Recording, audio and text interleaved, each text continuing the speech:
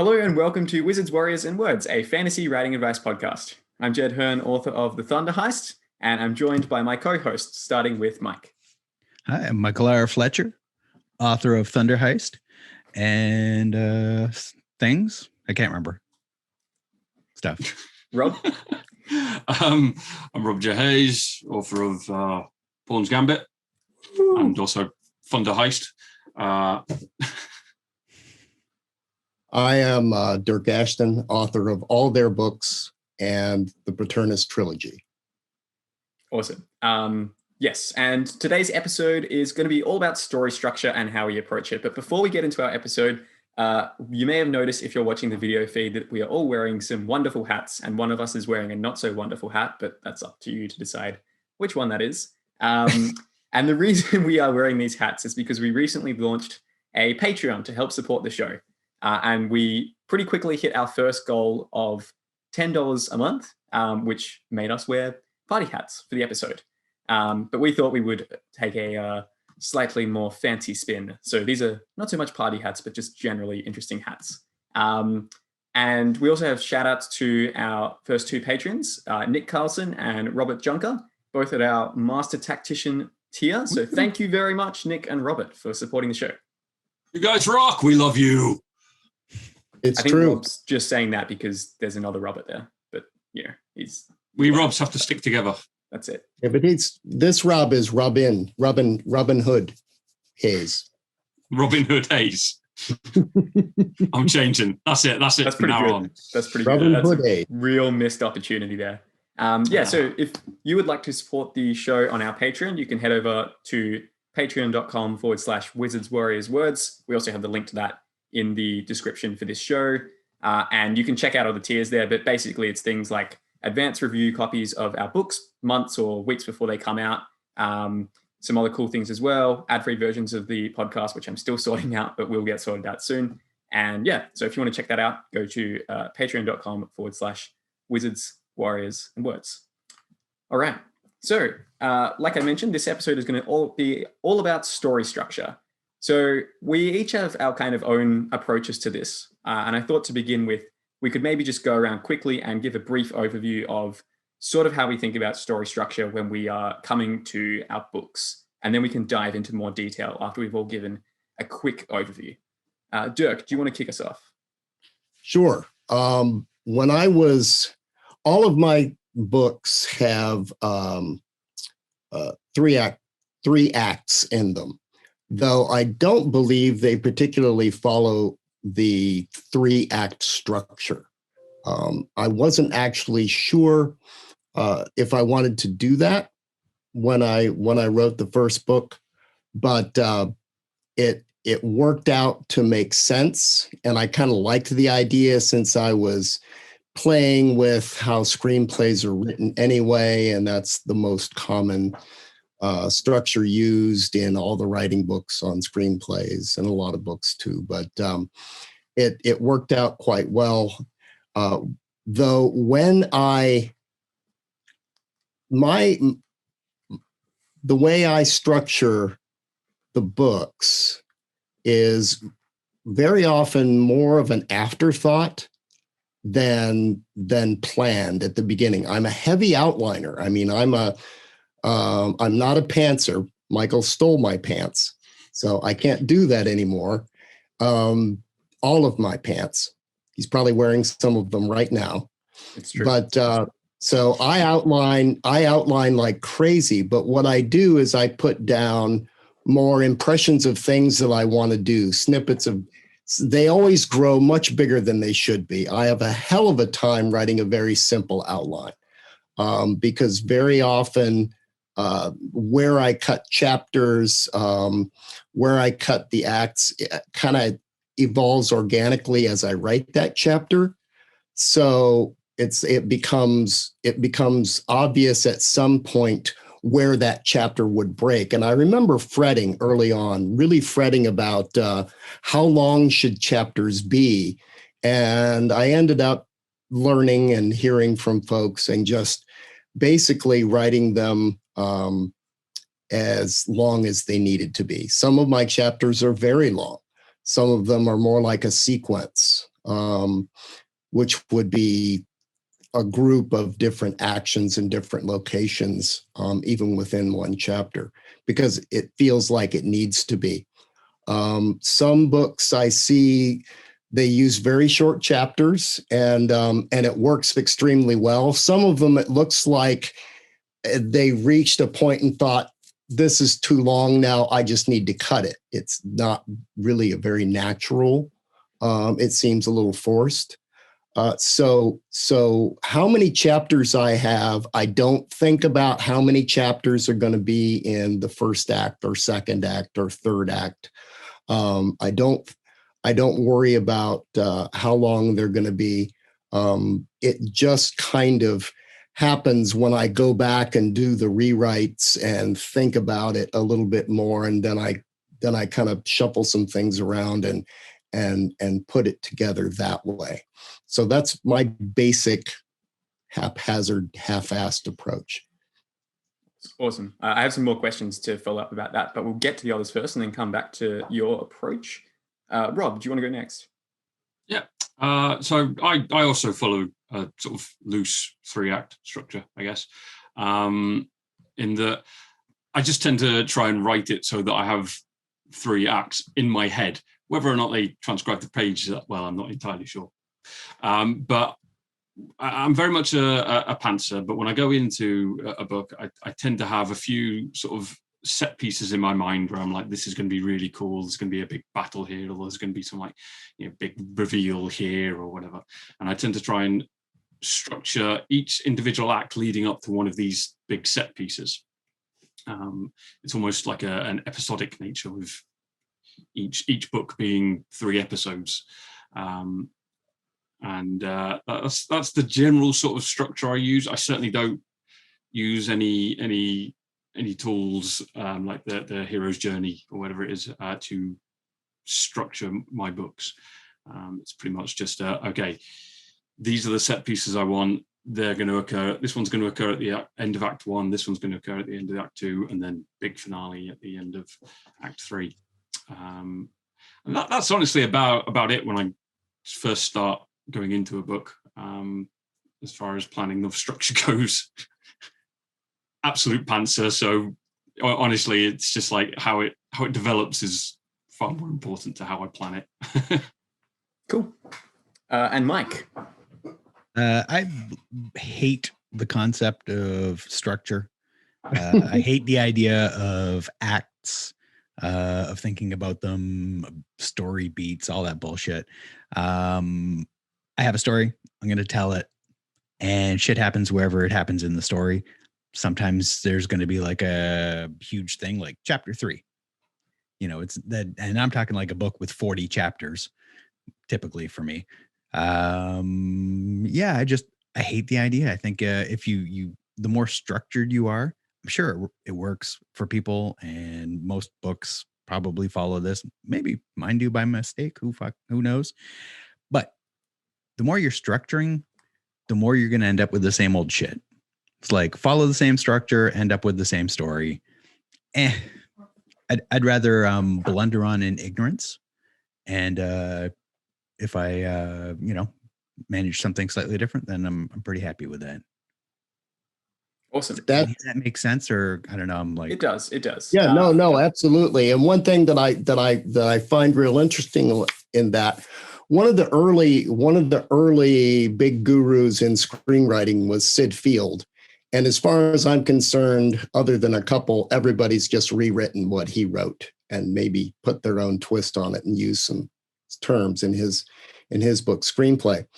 And at that time, not a lot of screenwriters were actually working on story beats, working on thinking about 3-act structure, story beats, rising action, and general and other things. They wrote much more.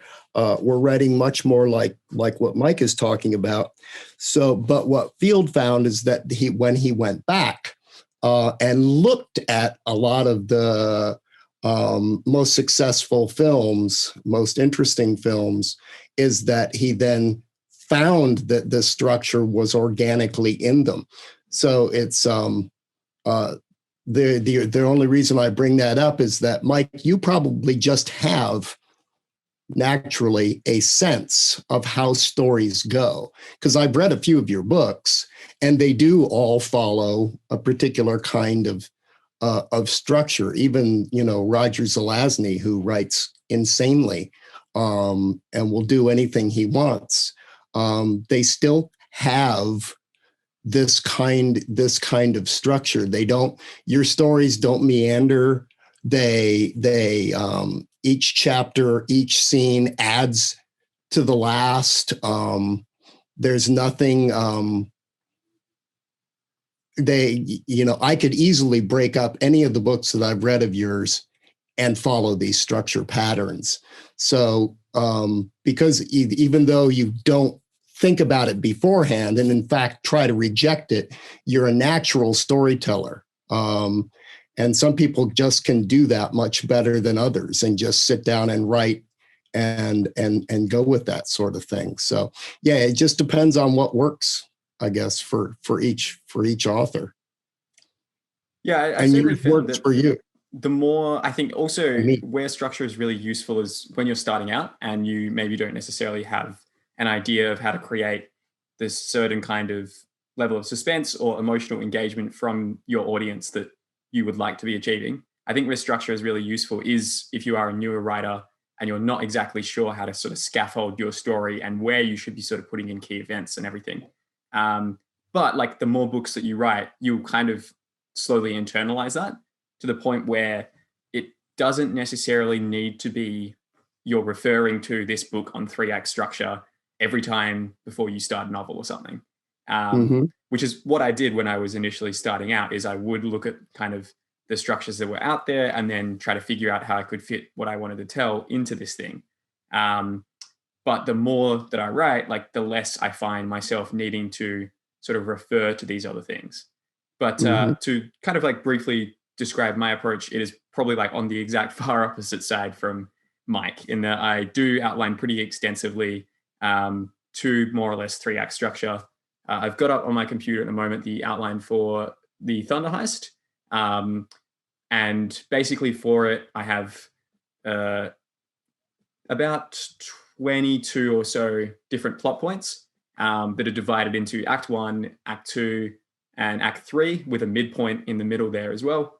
And basically each of those acts corresponds to respectively 25% of my book for Act 1, 50% for Act 2, and 25% for Act 3. And I'm pretty sure if you read The Thunder Heist, you'll find that it does divide up quite evenly into those frames. I would like to think that it doesn't necessarily hamper the organic nature of the story or whatever, because in my experience, structure is a really useful tool for when you're stuck at certain points in your story. So you might have an idea of, okay, I know how I want this thing to begin and I know how I want this to end. I'm not exactly sure what should happen in the middle part here. Or maybe you've got this middle part and you're not quite sure how to bridge that gap between this middle of the story and your climax, for instance.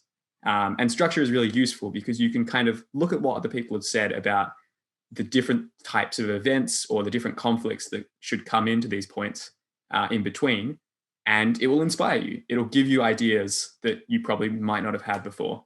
So yeah, that's sort of my 2 cents on structure. I think, yeah, like as I said before, the more I've written, the less I've needed to necessarily refer to specific structure guides or anything like that.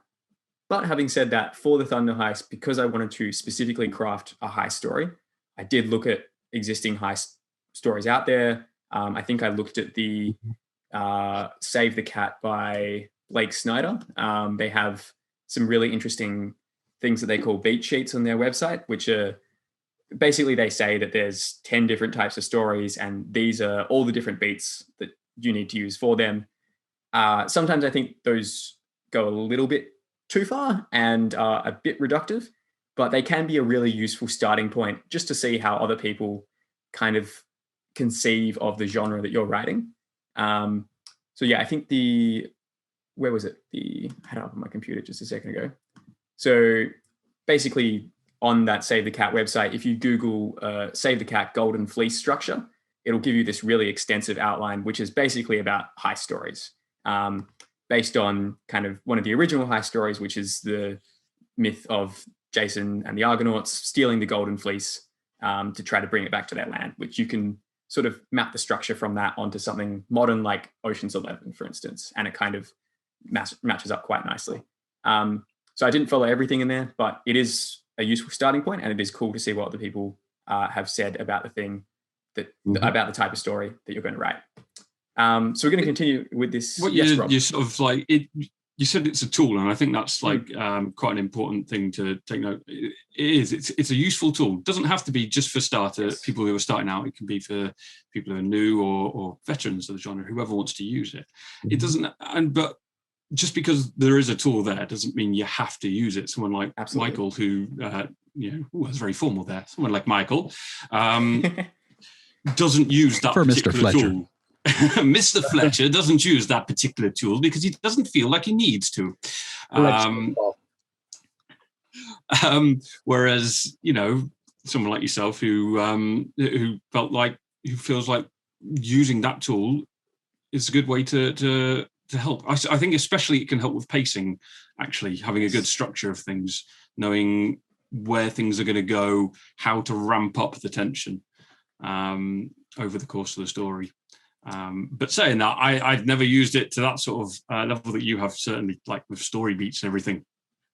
Yeah, one thing that, a couple things. One thing is that whenever I think that this particular kind of structure would really work and this would really work, I read a book that doesn't do what the rules or the tools would say it should do, and it works great. And I'm like, see? The other thing is that I do also know that there are some new writers will glom on to these writing books, and especially something as detailed as Save the Cat, which I didn't find personally helpful at all. Mm-hmm. But I've been reading writing books for 30 years. So I don't see anything new in it. And in fact, there were some things in there that pissed me off. They actually wanted me to put in these long periods of whining and pining, which is one thing that I absolutely despise in books. Yes, be sad that someone died or something happened or you can't reach your goal, but get the fuck over it and get on with the story. That kind of stuff drives me crazy.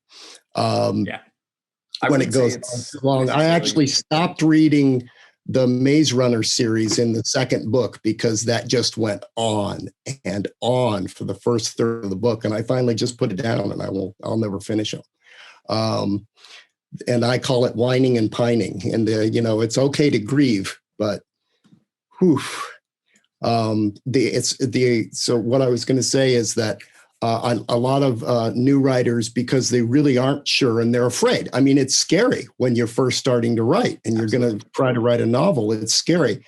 So it's easy to get caught up in just spending way too much time trying to get all these points and filling these things. But I don't know what's going to happen right here at this one of these 48 points that they say I need to have. So I can't start writing yet.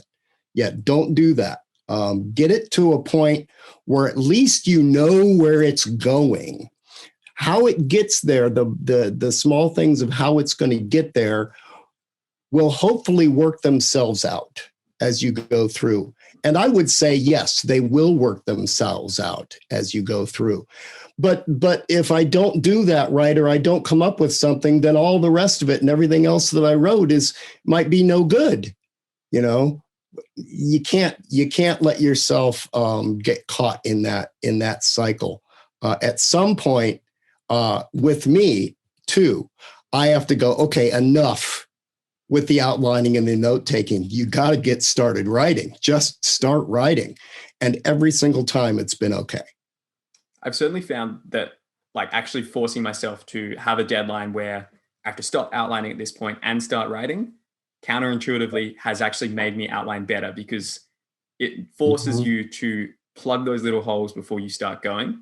and it just makes you, like kind of unlock your creativity because you're sort of forced to come up with something on the point.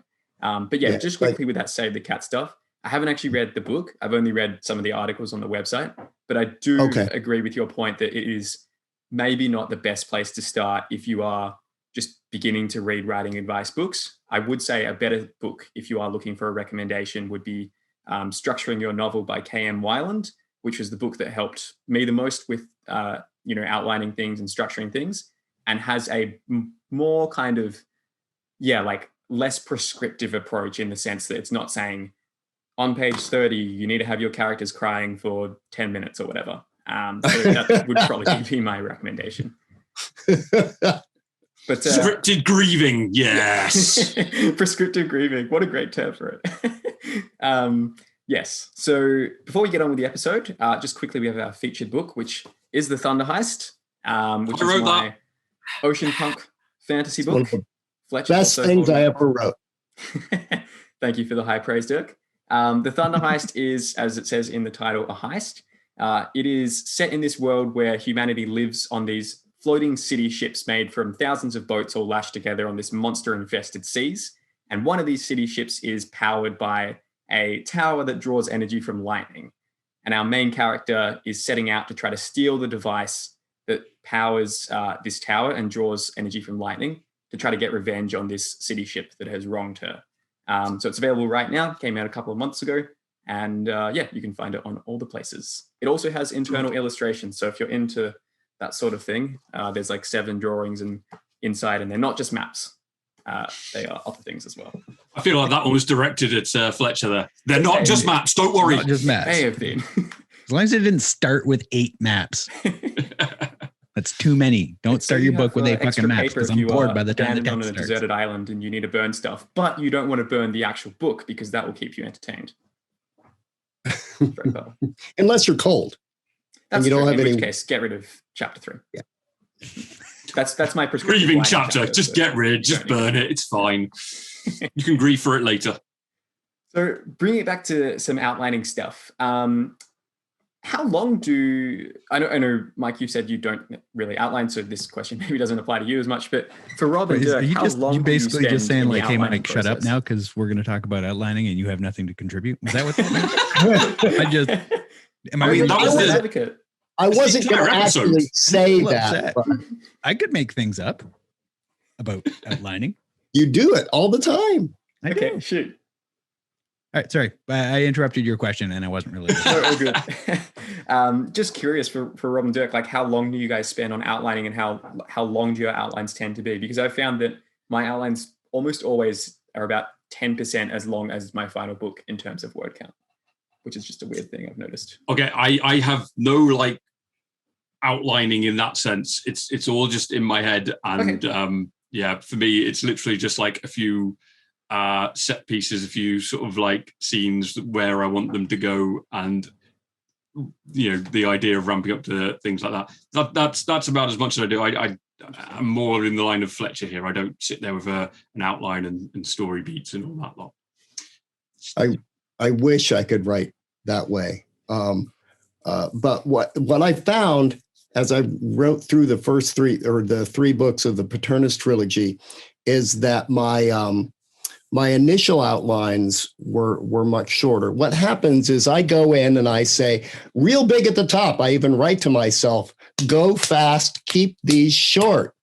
Say what the scene is about, briefly what's going to happen, and then keep moving. And of course, I end up writing some dialogue and some description and some set stuff. And, but what if this happened? And they end up getting really long.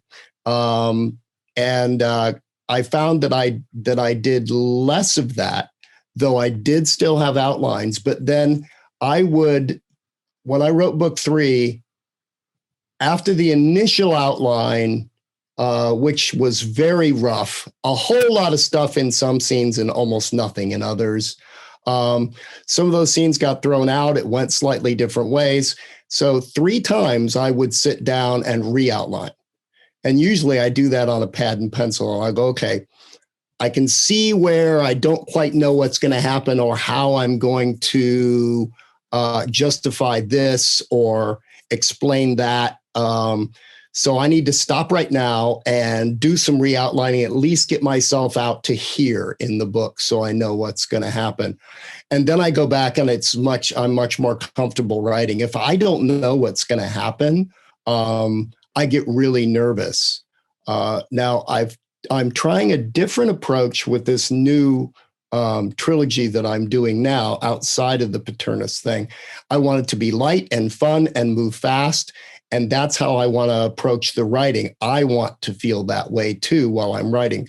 So what I've done is just thrown out some ideas. And the nice thing is I have some people to bounce these ideas off of, and they come up with other good ideas. So I then sit down and I've been just writing. And I just started February 1st, Monday. And my goal has been 1,300 words a day, only 5 days a week. And to me, 1,300 words is a lot compared to how I normally write. And only 5 days a week is just crazy because I've always done 7 days a week, 4 to 5 to 6 hours of writing a day on top of the day job. It just got to the point where I had no life, literally. Other than going to those cons, that's all I did. And so this one, I'm shocked at how well it's working out. It's I've got 1,500 words a day in 2.5 hours a day. Nice. It's just insane how much more quickly. I'm shocked when I look up and see that I'm reaching my word count for the day in that short of amount of a time. And then knowing that I'm at the end of the week, I'm 1,000 words ahead of my weekly goal, and I don't have to write today or tomorrow. I can if I want to. I might do a little outlining later today, but I don't have to. So that's nice. I know that I'm going to have to stop and spend a day or two doing some more outlining as we go, but that's how I'm going to approach this particular project. And I've been more happy and feel freer about writing and less stressed. And I've told myself, don't panic. I always have this bullet points of things in big font at the top of any manuscript I'm using. And I actually started an outline, and only a couple chapters through it, I said, screw it. This is already turning into draft 0.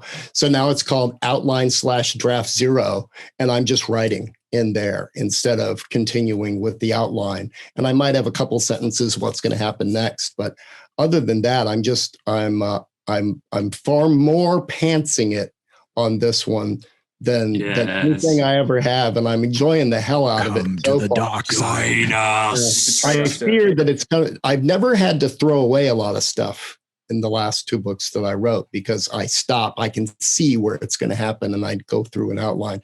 So I never have to go back and completely rewrite, throw things out and rewrite whole chapters and stuff like that. I'm afraid that might happen with this book, but we'll see. So far, it's worked out great, I think. Fingers crossed. And I'm having a blast. Yeah, I'm excited to read that. That's interesting. I definitely have found that as well, like putting a bit of constraints into the time that you let yourself write, like can counterintuitively make you more focused and write more in those times, and just generally get more things done. So that is also a different topic, but I feel that it can stop you from burning out as well. Actually, that if I mean, I reached points in book 3 in War of Gods where I really wondered if I ever wanted to write again. It was getting that because it was so long and it kept getting longer, and it was and I was under a tight deadline, and it already had pushed off the release date twice.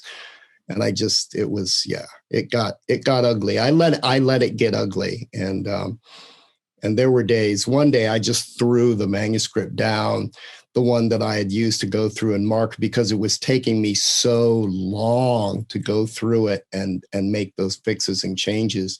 And I'd look and I've still got this much. And I'm just like, my God, that's when I swore I would never, ever write a book 235,000 words. Ever. Yeah, that's insane. Is that how long book 3 is? 235? Yeah. Damn. Jeez. I've just finished a 188K book, and I thought that was just like, oh God, just die. Yeah, this one, actually, the first book's 125, the second one's about 135. So this one is a lot longer. You basically wrote 2 books. Yeah, it's a beast.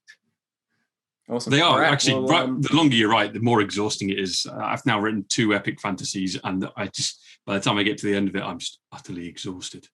Yeah. I'm going to try to keep this one fun. So I have don't panic, have fun, write fast, and then again, don't fret, don't freak out, just write. And so I see those at the top of the document every day of the That's draft. a good reminder, actually. Your notes are so much more positive than mine. You suck, panic, you're shit at this. Why are you doing this? Give up, go home. At most not. Go home. You get that Close the computer. Source, Mike. That just sums it up, just like. Yeah, definitely important to make sure you don't burn out while you're writing stuff. Maybe that could be a topic for a future episode. But anyway, I think that's a good point to wrap this one up. Thank you everybody for listening. Once again, if you want to check out our Patreon, you can go to patreon.com/Wizards Warriors Words, and the link to that will be in the show notes. If you're interested in seeing some of my outlines, just let me know. Send me an email or a tweet. Probably an email is more likely to reach me. And I might put up a blog post with some outlines that I've done for previous books there as well, if you want to check that out. And on that note, thank you everybody for listening, and we'll see you next time. Bye, everybody. Bye.